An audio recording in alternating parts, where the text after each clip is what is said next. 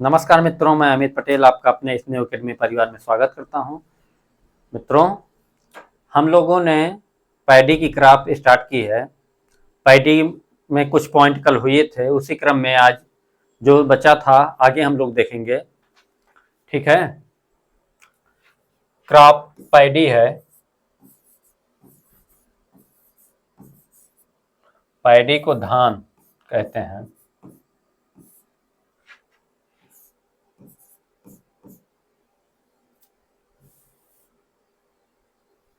ठीक, हम लोगों ने कल देखा था प्रोटीन, कितना प्रोटीन पाया जाता है चावल में। तो पैडी में 6 से 7% प्रोटीन होता है, आगे देखेंगे।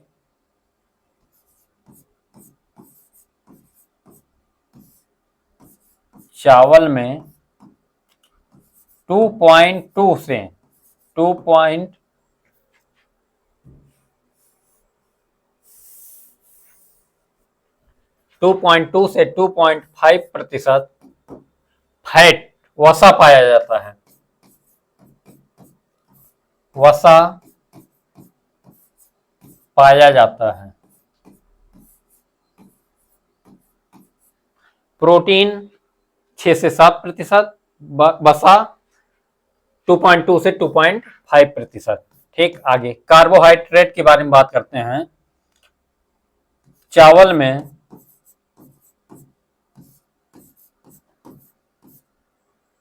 चावल में 79 से 76 से 79% कार्बोहाइड्रेट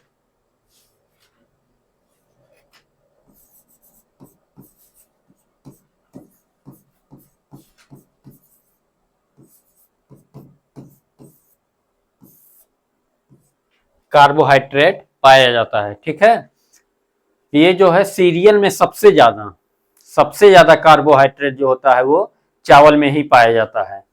ठीक है, एक पॉइंट और है, परीक्षा में बार बार पूछा जाता है, धान के खेत से कौन सी गैस निकलती है। ठीक है, तो धान के खेत से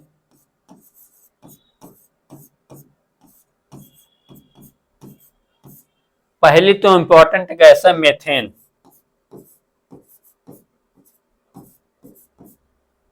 धान के खेत से मीथेन, एक गैस और निकलती है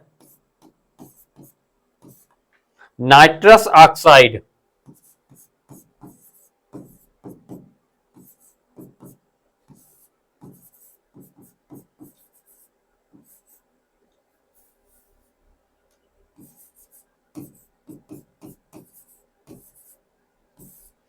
मेथेन और नाइट्रस ऑक्साइड, ये दोनों ग्रीन हाउस गैसें हैं। ठीक है, मेथेन और नाइट्रस ऑक्साइड दोनों गैस निकलती है धान के खेत से, और ये दोनों गैसें ग्रीन हाउस गैसें हैं। ठीक, आगे एक पॉइंट है, अंतरराष्ट्रीय चावल वर्ष। चावल का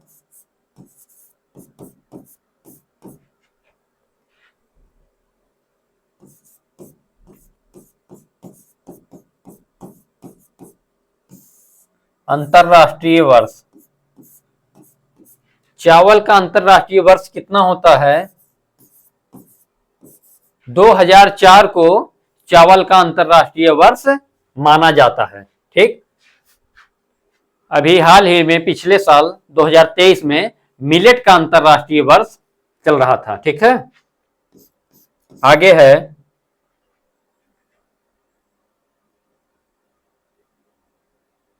भारत की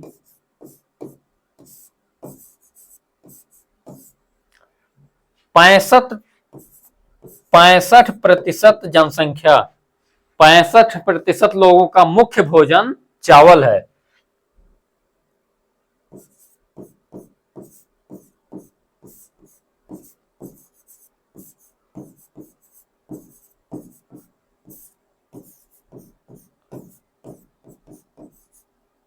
मुख्य भोजन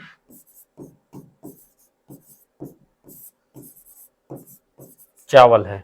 ठीक है, एक बार देख लीजिए, चावल में 2.2 से 2.5% फैट पाया जाता है और कार्बोहाइड्रेट 76 से 79%, मेनली 78% देखने को मिलता है कार्बोहाइड्रेट पाया जाता है। ठीक, धान के खेत में मेथेन एवं नाइट्रस ऑक्साइड ये दोनों ही ग्रीन हाउस गैसें हैं। पूछा जाता है परीक्षा में, धान के खेत से कौन सी ग्रीन हाउस गैस निकलती है? मेथेन और नाइट्रस ऑक्साइड। ठीक, चावल का अंतरराष्ट्रीय वर्ष इंटरनेशनल ईयर्स ऑफ राइस जो है 2004 है। और भारत की 65% जनसंख्या, 65% जनसंख्या का मुख्य भोजन चावल है। ठीक, आगे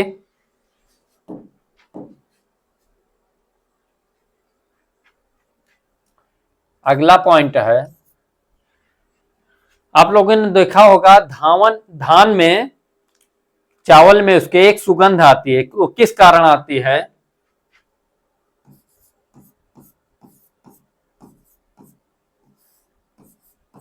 चावल में सुगंध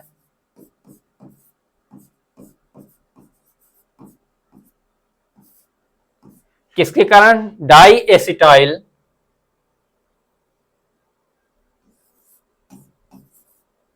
डाई एसिटाइल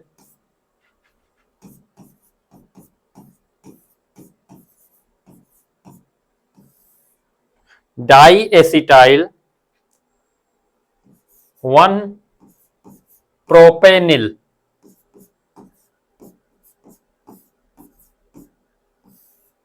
धान में सुगंध जो होती है चावल में, डाई एसिटाइल 1 प्रोपेनिल के कारण आती है।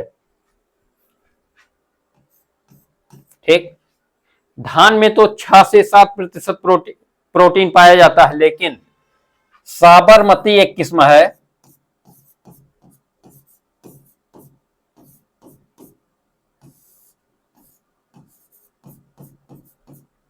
धान में सर्वाधिक प्रोटीन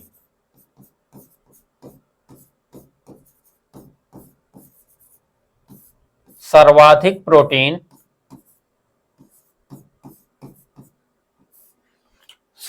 प्रोटीन 11%।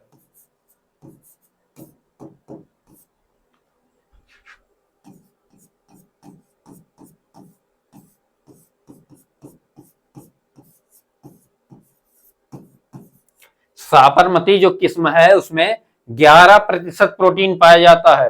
वैसे नॉर्मली तो 6 से 7% है, लेकिन साबरमती में 11% प्रोटीन पाया जाता है।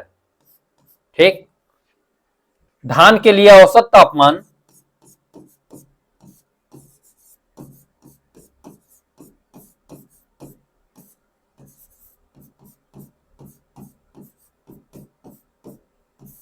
औसत तापमान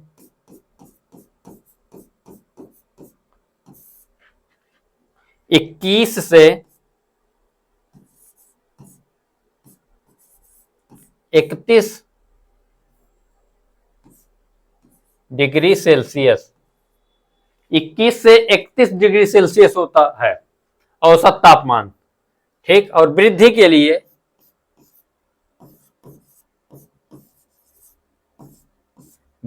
लिए उपयुक्त तापमान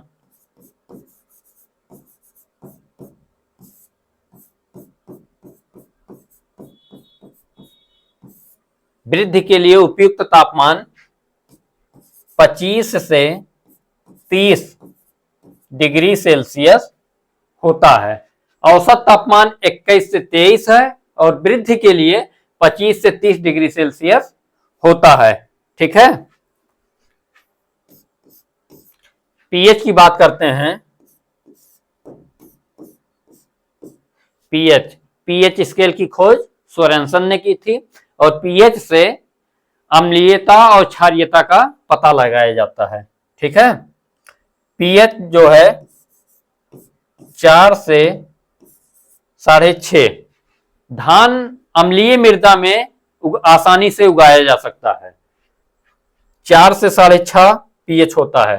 ठीक, देख लीजिए, चावल में सुगंध जो है डाई एसिटाइल 1 प्रोपेनिल के कारण आती है। सुगंध का कारण होता है डाई एसिटाइल 1 प्रोपेनिल।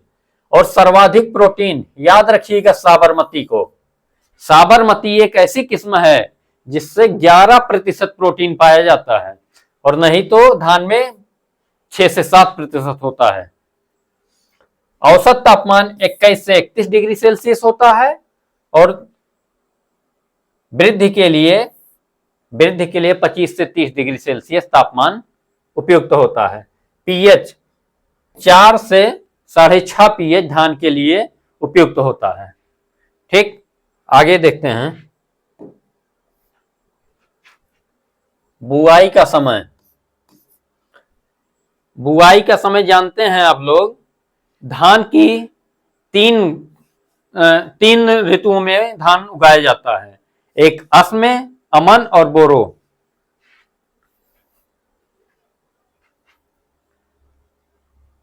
बुआई का समय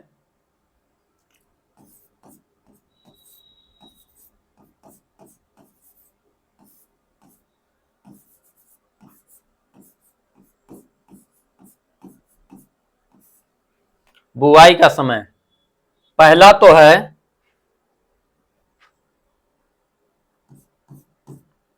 अमन। अमन को खरीफ सीजन में उगाया जाता है। अमन राइस को खरीफ राइस भी कहते हैं। इसका सोइंग टाइम जो होता है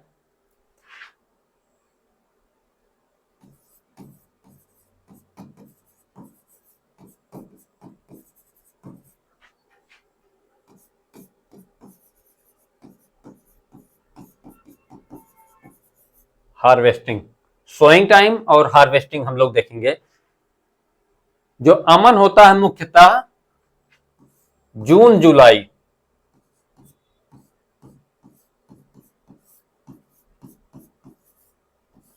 इसकी कटाई नवंबर से दिसंबर।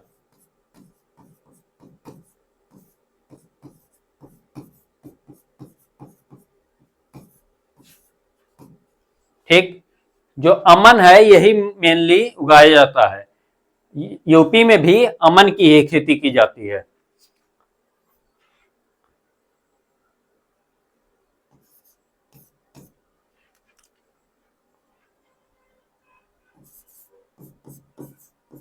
अस, अस को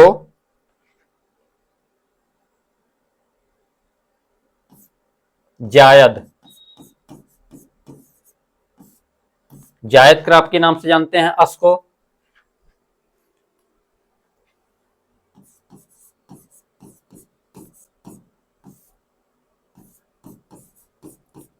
सब लोग जानते हैं जायद की बुआई कब करते हैं, फरवरी मार्च में। ठीक, और कटाई का समय होता है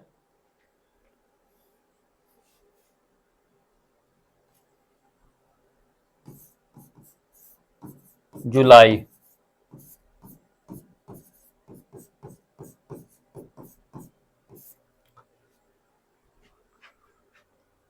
एक और बचा बोरो।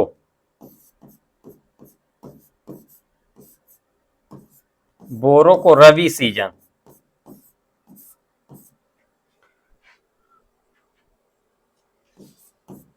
रवि में नवंबर दिसंबर।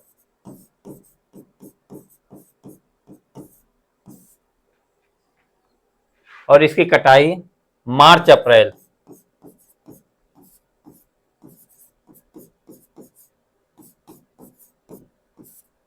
ठीक,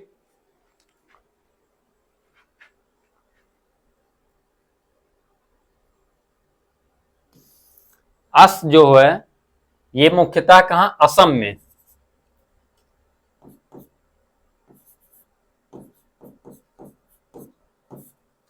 अस की खेती मुख्यतः असम में की जाती है, और अमन जो है ये यूपी में,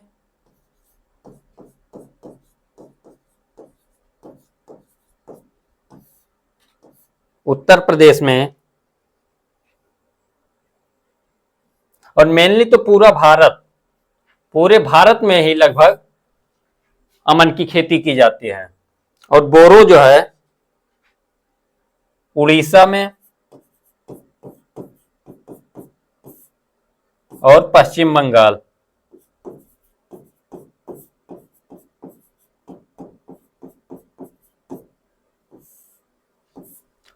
उड़ीसा और पश्चिम बंगाल। बुआई का समय देखिए, अमन ही मेनली उगाया जाता है और ये जून से जुलाई में उगाया जाता है और इसकी कटाई नवंबर से दिसंबर में करते हैं। अगर पूछा जाए उत्तर प्रदेश में किस धान की खेती की जाती है तो अमन। अस नाम से है असम में उगाया जाता है और ये फरवरी मार्च में और कटाई जुलाई से अगस्त में करते हैं। बोरो को नवंबर दिसंबर में और मार्च अप्रैल में इसकी कटाई करते हैं। ठीक, आगे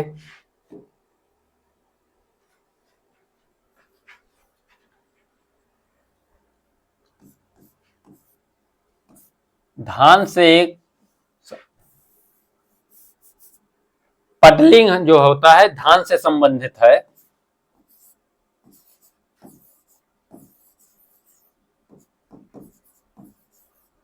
पडलिंग क्रिया की जाती है तो धान में। पडलिंग के क्या क्या लाभ हैं? ठीक, पडलिंग का लाभ जो है पोषक तत्वों की उपलब्धता को बढ़ाता है।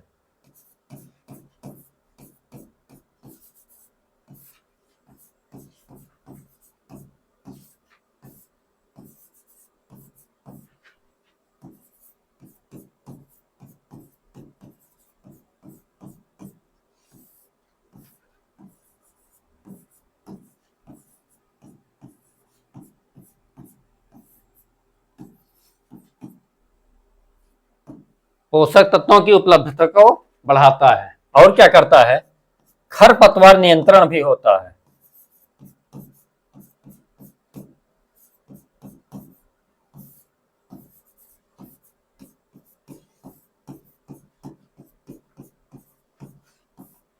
तीसरा पॉइंट याद रखना, पूछा जाता है परीक्षा में, परकोलेशन से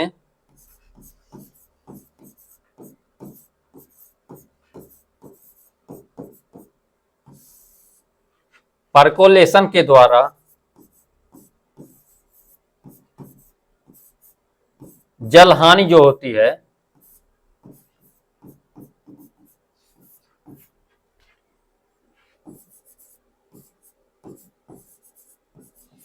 कम करना। परकोलेशन के द्वारा जल हानि को कम करना, ये पूछा जाता है। परकोलेशन से जल हानि को रोकने के लिए किस क्रिया को अपनाते हैं या कौन सी क्रिया के द्वारा परकोलेशन जल हानि को रोका जाता है तो पडलिंग है। परकोलेशन क्या होता है? परकोलेशन होता है पानी का संस्तरों से नीचे जाना। पानी का संस्तरों से नीचे जाना जो है परकोलेशन कहलाता है। और इन्फिल्ट्रेशन क्या होता है? मृदा की सतह के अंदर, मृदा की पपड़ी या सतह के अंदर पानी का मूवमेंट इन्फिल्ट्रेशन कहलाता है। इन्फिल्ट्रेशन जो होता है वो ऊपरी परत से अंदर जब जाता है तो इन्फिल्ट्रेशन होता है और विभिन्न संस्तरों से होते हुए और नीचे खाली जो पानी जाता है वो परकोलेशन कहलाता है। आगे देखेंगे नर्सरी। धान की नर्सरी देखेंगे। धान जो है मुख्यतः ट्रांसप्लांटिंग के द्वारा इसकी रोपा किया जाता है।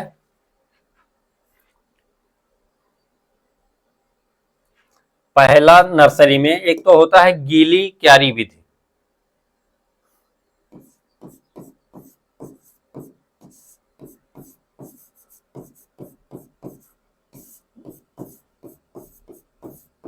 गीली क्यारी विधि,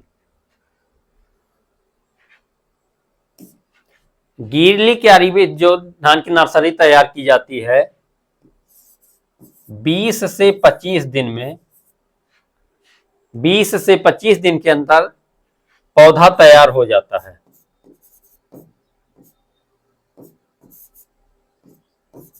पौधा रोपाई योग्य।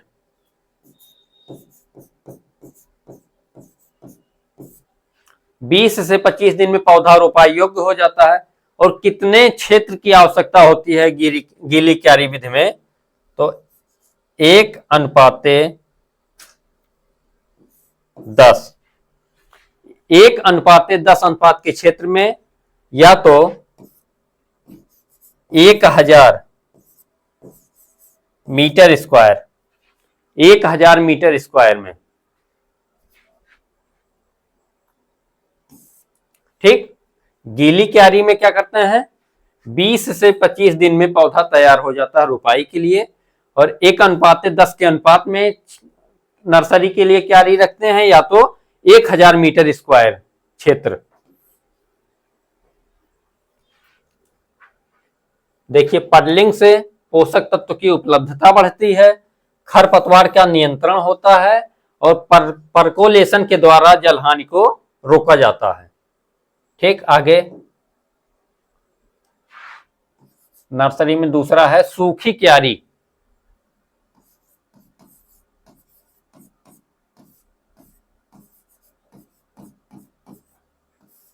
सूखी क्यारी विधि।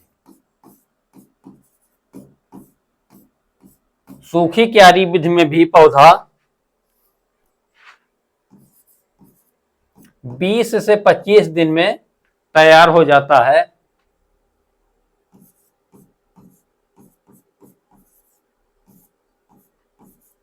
रोपाई योग्य हो जाता है। ठीक, इसमें भी 1:10 या 1000 मीटर स्क्वायर क्षेत्र की आवश्यकता होती है। ठीक, अगला है डेपोक विधि।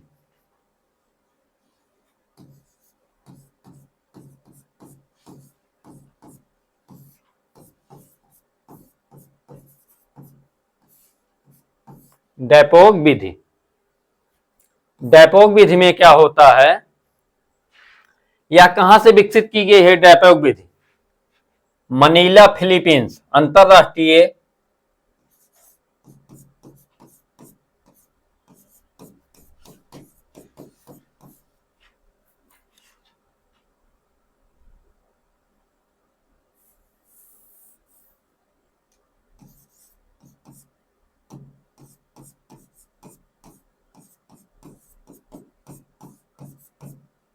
अंतरराष्ट्रीय चावल अनुसंधान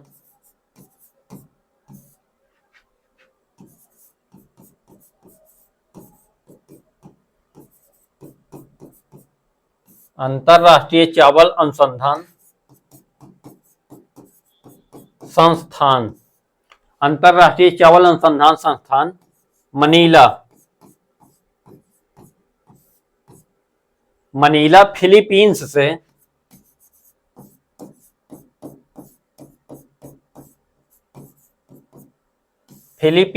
विकसित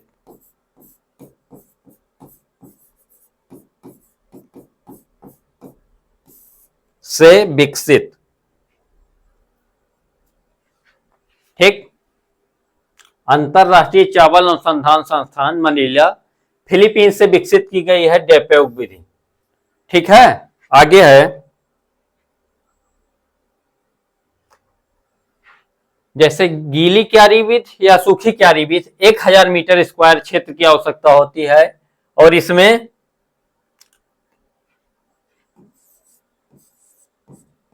25 से 40 वर्ग मीटर स्क्वायर क्षेत्र की आवश्यकता होती है।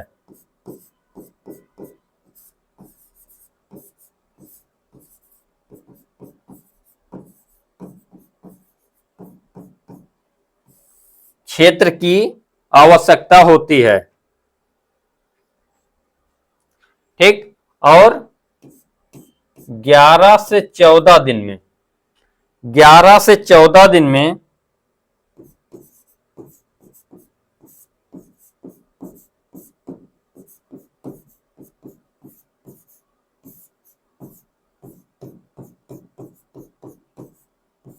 11 से 14 दिन में नर्सरी तैयार की जाती है। भारत में सबसे पहले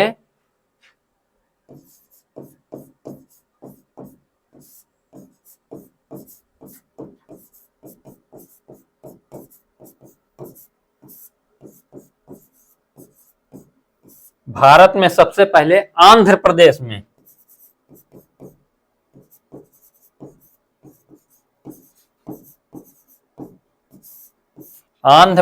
में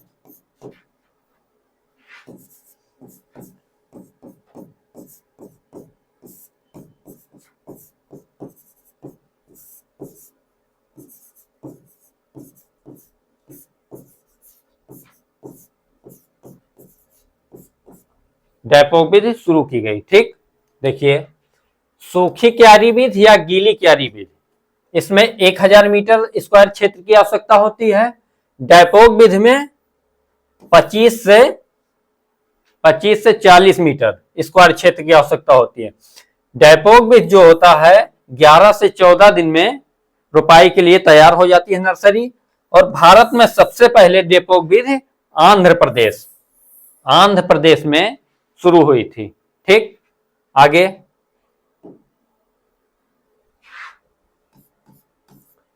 अगला है SRI विधि।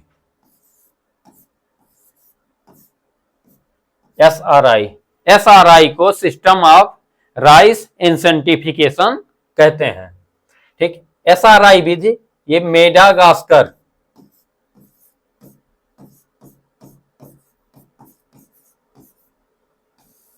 मेडागास्कर में विकसित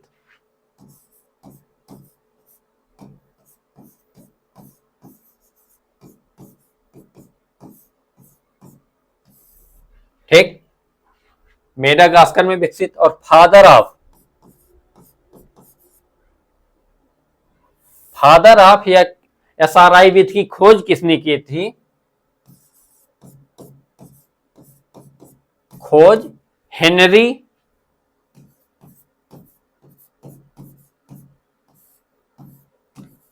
डी लुलिन।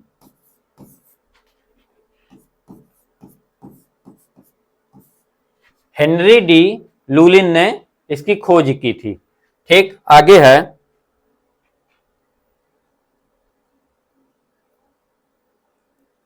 क्षेत्र की आवश्यकता 100 मीटर स्क्वायर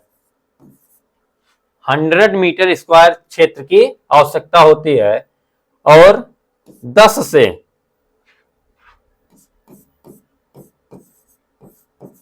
से 11 दिन में सबसे कम समय SRI विधि में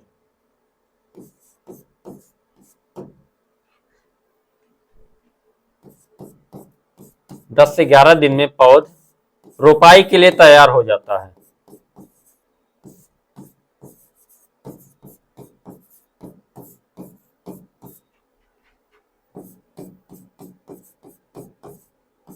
पौध रोपाई के लिए तैयार हो जाता है।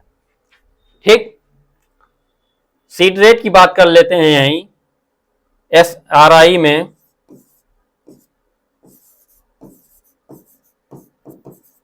सबसे कम सीड रेट जो होता है SRI विधि में लगता है 6 से 8 केजी प्रति हेक्टेयर। ठीक, 6 से 8 केजी प्रति हेक्टेयर सीड रेट लगता है। आगे SRI विधि देखिए, SRI विधि सिस्टम ऑफ राइस इंसेंटिफिकेशन, इसका खोज मेडागास्कर में हुआ था। और किसने की थी? हेनरी डी लुलिन ने।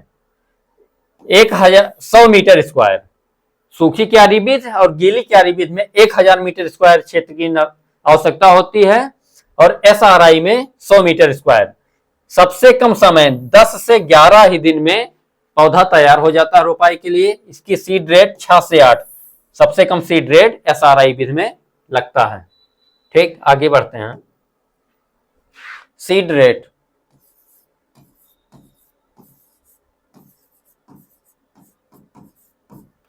सीड रेट ब्रॉडकास्टिंग में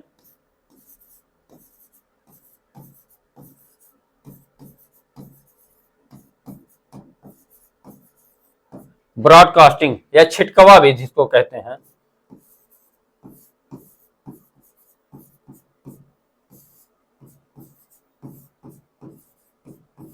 छिटकवा विधि, इसमें 100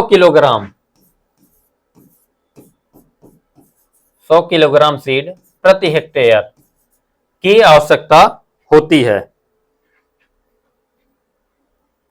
आगे सीड ड्रिल,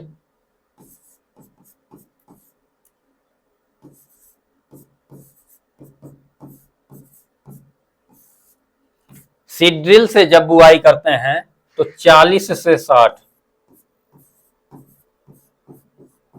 60 केजी प्रति हेक्टेयर सीड की आवश्यकता होती है। ठीक। और हाइब्रिड राइस,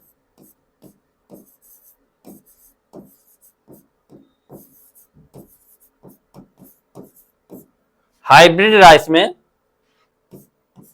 15 से 20 किलोग्राम प्रति हेक्टेयर, हाइब्रिड के लिए 15 से 20 किलोग्राम प्रति हेक्टेयर आवश्यकता होती है।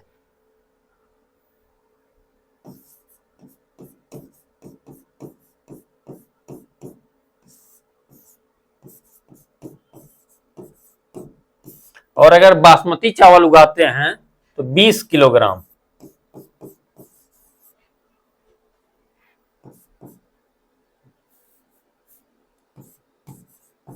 ठीक। और लेकिन अगर नर्सरी विधि से,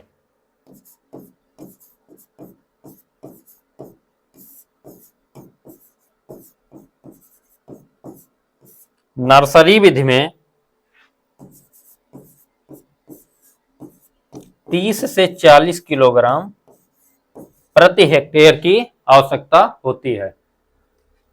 ब्रॉडकास्टिंग या छिटकवा विधि में 100 किलोग्राम सीड की आवश्यकता होती है। सीड ड्रिल से अगर बुआई करते हैं तो 40 से 60 किलोग्राम। हाइब्रिड राइस या संकर धान,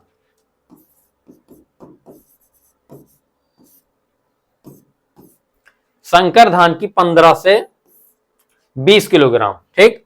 बासमती की 20 किलोग्राम धान की आवश्यकता होती है। नर्सरी विधि से, अगर नर्सरी विधि से बुआई, नर्सरी विधि से ट्रांसप्लांटिंग करते हैं तो 30 से 40 किलोग्राम सीड की आवश्यकता होती है। ठीक। तो आज के लिए मित्रों बस इतना ही। ठीक है।